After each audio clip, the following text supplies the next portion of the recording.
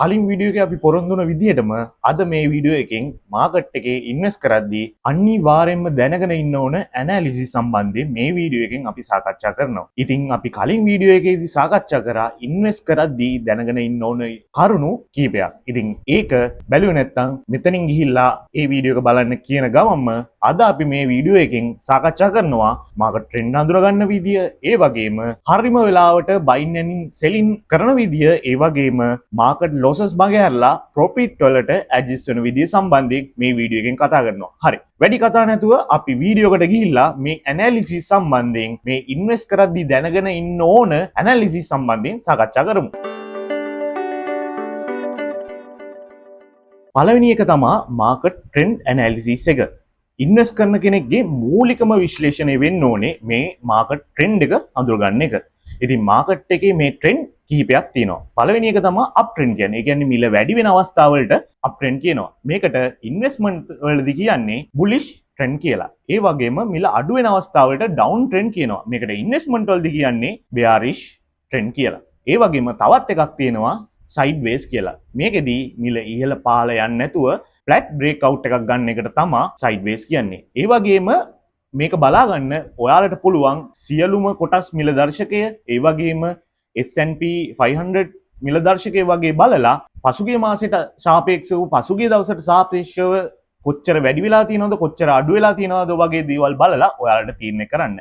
ඒ වගේම දින 30ක, දින 60ක, දින 100ක වගේ ප්‍රයිස් මූවින් ඇවරේජ් එකක් අරගෙන ඔයාලට බලා ගන්න පුළුවන් අප් ට්‍රෙන්ඩ් එකක් යන්නේ ඩවුන් ට්‍රෙන්ඩ් එකක්ද යන්නේ කියලා. ඒ කියන්නේ ප්‍රයිස් මූවින් ඇවරේජ් එක දින 30ක දැනට තියෙන මිලත් එක්ක ඉහළ මිලක් තියෙනවා නම් ඒකට අනිවාර්යයෙන්ම තියෙන්නේ අප් ට්‍රෙන්ඩ් එකක්. ඒ වගේම දැනට තියෙන මිලත් එක්ක පහළ අගයක් ගන්නවා නම් අනිවාර්යයෙන්ම ඩවුන් ට්‍රෙන්ඩ් එකක් තමයි තියෙන්නේ. මේකෙන් හරියටම ඔයාලට ඩිරෙක්ෂන් එක, ඉන්වෙස්ට් කරන ඩිරෙක්ෂන් එක අඳුර ගන්න පුළුවන්. ඉතින් මෙතන මැජිකල් වර්ඩ් එක තමා කොයිම වෙලාවකවත් ට්‍රෙන්ඩ් එකට පිටින් වැඩ කරන්න එපා කියන එක. මොකද ට්‍රෙන්ඩ් එකට පිටින් වැඩ කරොත් අනිවාර්යයෙන්ම ඔයාලට පාඩු සිද්ධ වෙනවාමයි. රයිට්. දෙවැනි කාරණාව තමයි ෆන්ඩමෙන්ටල් ඇනලිසිස් එක කියන්නේ. ඉතින් ෆන්ඩමෙන්ටල් ඇනලිසිස් එකෙන් වෙන්නේ හොඳ ශක්තිමත් ව්‍යාපාරයක් තෝරගන්න ඩිරෙක්ෂන් එක කියලා දෙන එක.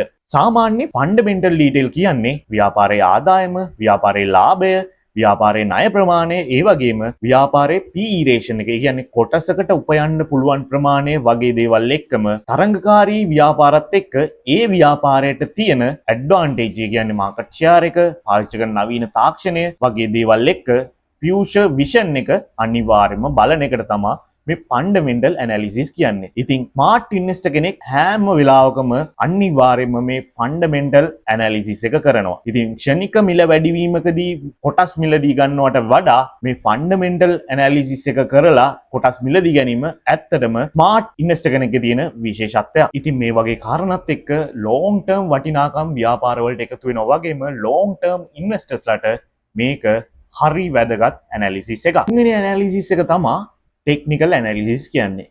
මේකෙන් ඉන්වෙස්ටර්ස්ලාට හරිම වෙලාවට මාකට් එකට ඇතුල් වෙන විදිය සහ මාකට් එකෙන් පිට වෙන විදිය කියලා දෙනවා. ඉතින් හරිම වෙලාවට බයින් ඇන්ඩ් සෙලින් ටයිමින් කියලා දෙන ඇනලිසිස් එකක් තමයි ටෙක්නිකල් ඇනලිසිස් කියන්නේ. සාමාන්‍යයෙන් මේ ඇනලිසිස් එකේදී දැනගෙන ඉන්න ඕන දේ තමයි support level and resistant level කියන එක. ඉතින් සපෝට් ලෙවල් කියන්නේ බයර්ස්ලා මාකට් එකට ඇතුල් වෙන වෙලාව. ඒ කියන්නේ හොඳ ශක්තිමත් ව්‍යාපාරයක මිල ක්‍රමයෙන් අඩු වෙන්න ගද්දී වැඩිපුර බයර්ස්ලා මේ කම්පැනියට මුදල් ආයෝජන කරන්න බලනවා. ඒ කියන්නේ බයි කරනවා. ඒ කම්පැනියට තියෙන ඉල්ලුම වැඩි වෙලා කොටසක මිල අඩු වෙන ප්‍රමාණය ස්ථාවර වෙලා ක්‍රමයෙන් නැවත වැඩි වෙනවා. ඉතින් උදාහරණයක් විදිහට අපි කිව්වොත් එහෙම 100කට කොටසක අගේ තියෙන ව්‍යාපාරයක කොටස් මිල ක්‍රමයෙන් 95, 90, 80 වගේ වෙනකොට ගොඩක් බයර්ස්ලා මේ ව්‍යාපාරයට මුදල් ආයෝජනය කරලා කොටස් මිලදී ගන්න බලනවා. ඉතින් එතනදී ව්යාපාරයේ කොටස් වලට තියෙන ඉල්ලුම වැඩි වෙලා මිල ක්‍රමයෙන් ස්ථාවර වෙලා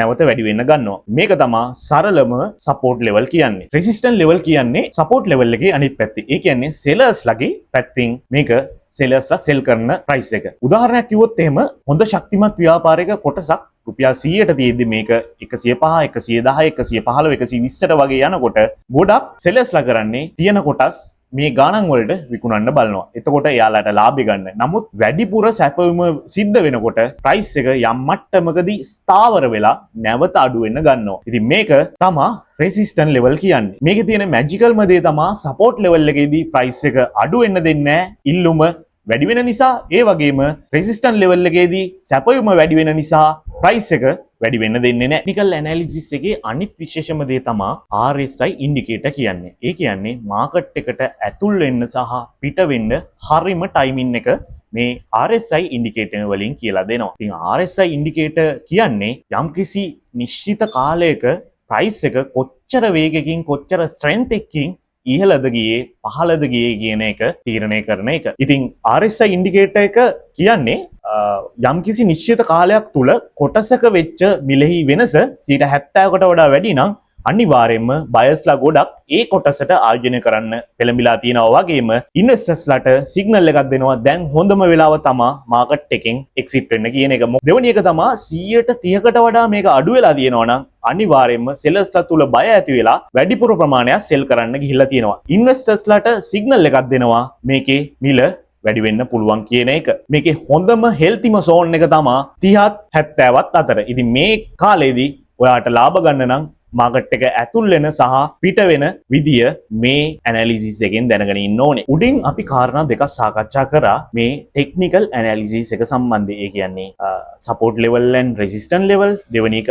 RSI ඉන්ඩිකේටර්, ඉතින් තුන්වෙනි එක තමයි වොලියුම්. ඒ කියන්නේ යම්කිසි නිශ්චිත කාලයක ව්‍යාපාරික කොටස් වල කොච්චර ප්‍රමාණයක් ගණදුණු වුණාද කියන එක. ඉතින් ලොකු ප්‍රමාණයක කොටස් ගණදුණු වෙලා තියෙනවා නම් ඉන්වෙස්ටර්ස්ලා තුල ඒ කම්පැනියට ආකර්ෂණය විශ්වාසය වැඩි වෙලා තියෙනවා. ඉතින් ඉන්වෙස්ටර්ස්ලාට සිග්නල් එකක් දෙනවා ඒ ව්‍යාපාරයට ආයෝජනය කරන්න ප්‍රශ්නයක් නැහැ කියලා. ඒ වගේම අඩු ප්‍රමාණයක කොටස් ගණදුණු වෙලා තියෙන ව්‍යාපාරයකට ඉන්වෙස්ටර්ස්ලාට සිග්නල් එකක් දෙනවා මේ ව්‍යාපාරයට ඉන්වෙස්ට් කරන එක තව පාරක් හිතන්න ඕනේ කියන දේ. මම උඩින් කිව්වා ෆන්ඩමෙන්ටල් ඇනලිසිස් එකත් ඒ වගේම මේ දැන් කතා කරපු ටෙක්නිකල් ඇනලිසිස් එකත් දෙකම එකතු කරපුවාම පර්ෆෙක්ට් ඇනලිසිස් එකක් ඔයාලට හදාගන්න පුළුවන්. ස්මාර්ට් ඉන්වෙස්ටර්ස්ලා අනිවාර්යයෙන්ම මේ ඇනලිසිස් දෙකම ඇනලයිස් කරනවා කියලා ඔයාලා මතක තියාගෙන ඉන්න. හතරවෙනි මාකට් ඇනලිසිස් එක තමයි මාකට් සෙන්ටිමන්ට් කියන්නේ. මෙතනදී ව්‍යාපාර වලට බාහිරින් එන බලපෑම් සම්බන්ධයෙන් තමයි සාකච්ඡා කරන්නේ. ඇත්තටම මේක ඉමෝෂනලි වෙන දෙයක්. ව්‍යාපාරික නිවුස්, ග්ලෝබල් බිස්නස් ට්‍රෙන්ඩ්, ඒ වගේම දේශපාලන අස්ථාවරභාවය වගේම නීති හා රෙගුලාසිත් එක්ක ව්‍යාපාරවල තියෙන කොටස් මිල අඩු වැඩි වෙන්න පුළුවන්. ඉතින් මේ සම්බන්ධයෙන් අපේ මේ දාලා තියෙන කලින් වීඩියෝ එකේ සාකච්ඡා කරලා තියෙනවා. ඒකට ගිහිල්ලා බලන්න කියන ගමන්ම මේ මාකට් සෙන්ටිමන්ට් සම්බන්ධයෙන් දැනගෙන ඉන්න ඉන්වෙස්ටර්ස්ලා හොඳම තීරණ ගන්නවා ඉන්වෙස්ට්මන්ට් වලදී ඉමෝෂනලි මිස්ටේක් මඟ හැරවගෙන. පස්වෙනි සහ අවසාන එක තමයි රිස්ක් මැනේජ්මන්ට් කියන එක. ඉතින් මේකෙන් මුදල් ඔයා හරියටම කළමනාකරණය කරන්න ඕනේ. පළවෙනි දේ තමයි ඔයාගේ ඉක්මන් අවශ්‍යතාවලට තියෙන මුදල් කොයිම වෙලාවකවත් ඉන්වෙස්ට් කරන්න හොඳ නැහැ. මොකද ඉන්වෙස්ට්මන්ට් කියන්නේ ලොං ටර්ම් ප්‍රොසෙස් එකක්. දෙවෙනි එක තමයි එක සෙක්ටර් එකකට සීමා වෙන්නේ නැතුව ඔයාගේ ඉන්වෙස්ට්මන්ට් එක ඩයිවර්සිෆයි වෙන්න ඕනේ. ඒ කියන්නේ සාමාන්‍යයෙන් ඔයා දැන් බැංකින් සෙක්ටර් එකට ඉන්වෙස්ට් කරොත් එහෙම බැංකින් සෙක්ටර් එකට සීමා වෙන්නේ නැතුව දැන් යන ට්‍රෙන්ඩ් එකත් එක්ක IT ශේෂ්ත්‍රයට, කෘෂිකාර්මික ශේෂ්ත්‍රයට, ඒ වගේම එනර්ජි ශේෂ්ත්‍රයට වගේ දේවල් වලට ශේෂ්ත්‍ර කිහිපයකට ඉන්වෙස්ට් කරන්න පුරුදු වෙන්න ඕනේ. ඉතින් මේකෙන් ඔයාගේ තියෙන රිස්ක් එක හරියටම කළමනාකරණය කරගන්න පුළුවන් වෙනවා. අද අපි කතා කරපු දේ සාරාංශයක් විදිහට ඔයාලට බලා ගන්න පුළුවන්. පළවෙනි එක තමයි මාකට් ට්‍රෙන්ඩ් ඇනලිසිස් එක. දෙවෙනි එක තමයි ෆන්ඩමෙන්ටල් ඇනලිසිස් එක. තුන්වෙනි එක තමයි ටෙක්නිකල් ඇනලිසිස් එක. හතරවෙනි එක තමයි මාකට් සෙන්ටිමන්ට් ඇනලිසිස් එක. පස්වෙනි එක තමයි රිස්ක් මැනේජ්මන්ට්. මේ ඇනලිසිස් සහ රිස්ක් මැනේජ්මන්ට් ඔයා හරියටම ඉගෙන ගත්තොත් එහෙම, හරියටම ඔයා දැනගත්තොත් එහෙම ඔයාට පුළුවන් සාර්ථක ඒ වගේම ස්මාර්ට් ඉන්වෙස්ටර් කෙනෙක් වෙන්න. right. අවසාන වශයෙන් ඔයාත් මේ වගේ ව්‍යාපාරික අදහස් වලට මේ වගේ ඉන්වෙස්ට්මන්ට් සම්බන්ධයෙන් දැනගන්න අවශ්‍ය නම් අපේ channel එකත් එක්ක subscribe කරලා එකතු වෙන්න කියන ගමන්ම මේ වගේ අලුත් වීඩියෝ එකකින් ඉක්මනින්ම එන්න කියලා පොරොන්දු වෙන ගමන්ම ගිහින් එන්නම්. සුබ දවසක්.